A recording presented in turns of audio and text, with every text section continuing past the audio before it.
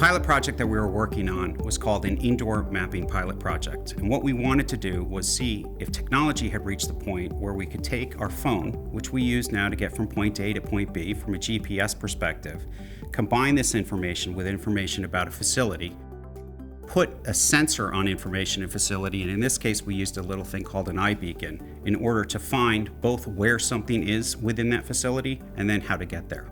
The reason why this is exciting, while in this pilot we were looking to say, hey, can we look at things indoor and do indoor mapping? It's really a story about IoT. We're at the point where IoT devices are going to start to have a significant impact on facilities management. In this case, it was a beacon saying, hey, this is where I am. But moving forward, there are going to be a whole host of applications like temperature sensors and humidity sensors. Facility assets don't have a check engine light on them like your car does.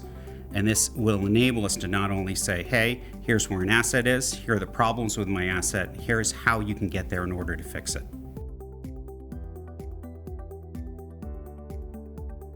The process is surprisingly simple. So we created a Revit as-built for our facility, and then you join the Apple Mapping program. Autodesk has a plugin called BIM 360 Ops that you add into Revit, which enables you to basically take that Revit floor plan and align it within the Apple Mapping context. That creates an Apple Indoor Mapping Data format file. Once that's done, you walk the facility with an app, and it combines both your GPS signal and the Wi-Fi in the facility to help you identify where you are within a facility. And you tie all that together, and you're able to figure out where you are, both where an asset is, and on a map, as you look at it, you'll have a little location beacon which will say where you sit. We were looking to test three things in our pilot. The first was, could we identify where mobile assets was? And we were able to do that.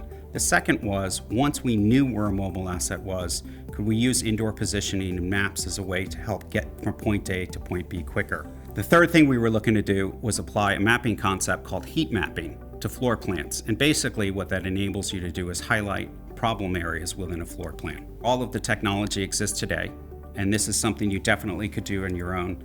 As part of our BIM for Owner Smart Start, this is one of the services that we provide.